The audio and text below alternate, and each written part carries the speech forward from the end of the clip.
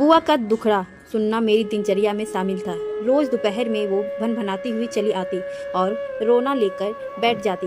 क्या बताऊं सुधा, बेटों को पाल पोस कर कितने जतन से बड़ा करूं और बहुएं ने उन्हें ऐसे छीन ले जाती है जैसे सब उन्हीं का हो।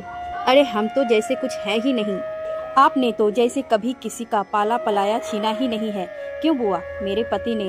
मेरे पति ने अकारण ही हस्तक्षेप कर दिया। आपकी तीनों बेटियां भी तो पले पलाए छीन कर बैठी है। मैंने आंखें तैरते कर पति को मना करना चाहा, मगर अखबार एक तरफ फेंक वो बोलते ही चले गए। मेरे माँ भी कहती है शादी के बाद मैं सुधा का ही होकर रह गया हूँ। अब तुम ही बताओ मैं क्या करूँ, समझ में नहीं आता।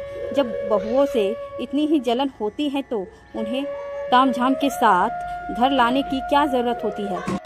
बेटे की शादी करने से पहले हर माँ को यह अच्छी तरह समझ लेना चाहिए कि अब उसे बेटा किसी और को सौंपना है। जैसे लड़की के माँ बाप सोच लेते हैं एक नया घर बनता है, बुआ लड़के पर जिम्मेदारी पड़ती है, वह भी कई रिश्तों में बढ़ जाता है। ऐसे में माँ का यह सोचना कि वह अभी भी दुधमुहा बच्चा बनकर उसका पल्लू थामे राजा बेटा ही बना रहे तो यह उसके प्रति अन्याय होगा। नाना सुधीर, माँ का पल्लू क्यों पकड़े बेचारा? राजा बेटा वह हूर जो मिल गई है पल्लू देने को। बुआ ने हाथ झटक दिया। मैं विषय उलझना नहीं चाहती थी, पर लाख इशारों के बाद भी पति मान नहीं रहे थे। वो बोले, हूर लाता कौन है? तुम ही तो डेक बजाकर सैकड़ों लड़कियां देख अपनी बहू लाई थी। फिर रोज रोज बहू का रोना लेकर क्यों बैठ जाती हो? उसे आए 2 महीने ही तो हुए हैं, नई नई शादी हुई है। तुम्हें तो बहू को लाड़ प्यार से अपने काबू में रखना चाहिए। कभी तुम भी तो किसी की बहू बनी थी। लाड़ प्यार करे मेरी जूती, मैं पीछे पीछे घूमने वालों में से नहीं हूँ। देख सुधीर, मुझे विशु का उसकी ससुराल वालों से ज्यादा मेल जोल पसंद नहीं है। 3 दिन से उसका छोटा भाई आया हुआ है, बाहर पढ़ता है ना, इसीलिए छुट्टियों में बहन के घर चला आया। तो क्या हुआ, तुम भी 3-3 महीने अपने बेटियों का घर रह आती हो। वह तो फिर भी छोटा भाई है। वाह वाह, मैं तो इंजाम कराने इलाज कराने को ही सही, पर दामाद ने भरपूर सेवा तो की। तुम स्वयं ही तो सुनाती रही हो, क्या तुम्हारा दामाद किसी का पाला पलाया बेटा नहीं है? तब तो तुम्हारी समधिन भी तुम्हारी तरह ही चिकती चिल्लाती होगी। सुधीर बुआ का चेहरा फक पड़ गया। उनका चेहरा देख मुझे घबराहट होने लगी। मैं कभी बुआ की बातों को काटती नहीं थी, हमेशा यही सोचती क्यों बुजुर्ग औरत का मन दुखाओ, 2 घड़ी मन हल्का कर के भला मेरा क्या ले जाती है। परंतु पति का उन्हें आईना दिखाना देना मुझे आवश्यकता सा लगा।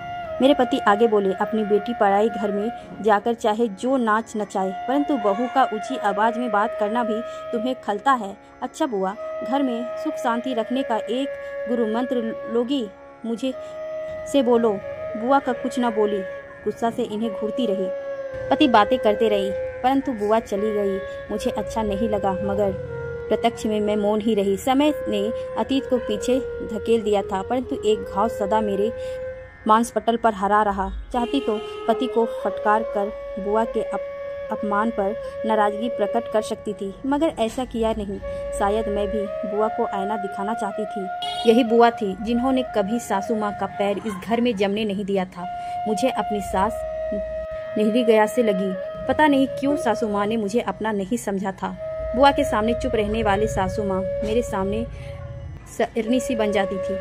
शायद अपने साथ अन्याय का प्रतिकार सासू माँ मुझसे लेना चाहती थी। मुझसे मन की बात कभी ना करती और जरा जरा सी बात मेरे पति के कानों में जा डालती, जिसका प्रभाव अक्सर हमारी गृहस्थी पर पड़ता। हम आपस में झगड़ा करते, जिसकी कोई वजह हमारे पास होती ही नहीं थी। एक शाम मायके में से मेरे भाई की सगाई का पत्र आया तो मैं खुशी खुशी अम्मा को सुनाने दौड़ी, पर मेरी प्रसन्नता पर कुठाराघात हो गया। वो गुस्से से बोली, बस हमारे घर में मायके की ज्यादा चर्चा करने का रिवाज नहीं है। मैं अवाक रह गई और पति के सामने रो पड़ी। इस घर में ब्याह दी गई, इस घर का अर्थ यह तो नहीं कि मेरे मायका समाप्त हो गया।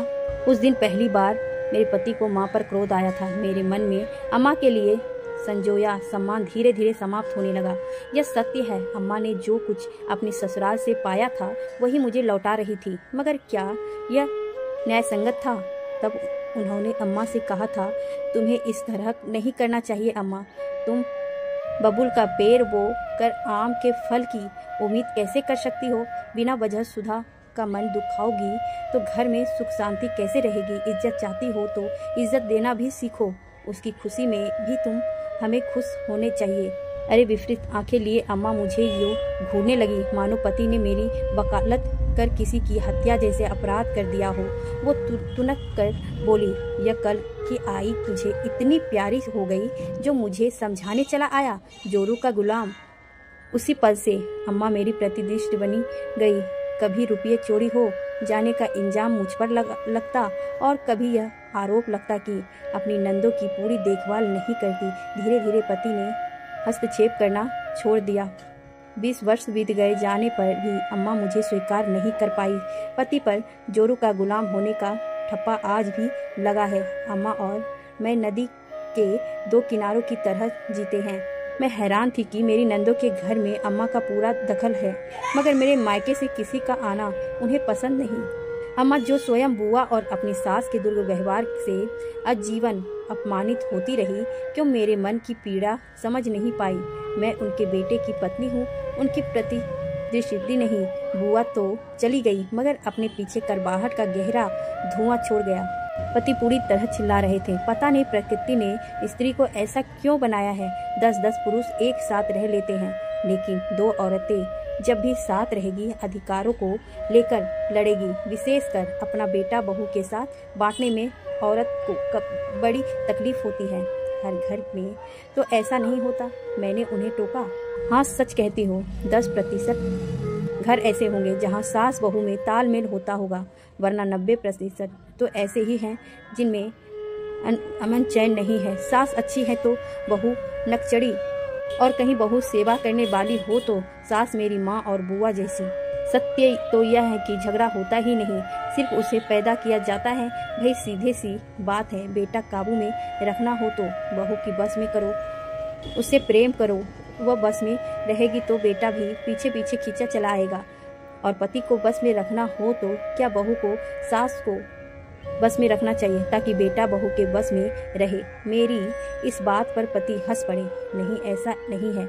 बहू बाहर से आती है, उसे विश्वास में लेना ज़्यादा जरूरी होता है। बेटा तो अपना ही होता है, उसे उतना प्यार बढ़ाने की भला क्या ज़रूरत होती है। मज़ा तो तब है जब पढ़ाई को अपना बनाओ, मगर होता उल्टा है। शादी करके सास अक्सर असुरक्षा के से घिर जाती हैं, बेटे पर हाथ कसने लगती हैं और बस यही से झगड़ा शुरू हो जाता है। यह सब अपनी अम्मा से भी कहा है, कभी नहीं कर पाया ना, इसलिए तुम्हें समझा रहा हूँ। आने वाले कुछ वर्षों में तुम भी तो सास बनने वाली हो, कुछ समझी। मैं क्या कहती, सिर्फ हंसकर रह गई कि कौन जाने जब सास बनूंगी तब मैं कैसी हो जाऊंगी। कहीं मैं भी अपनी बहू को वही ना परोसने लगूं जो मुझे मिलता रहा था।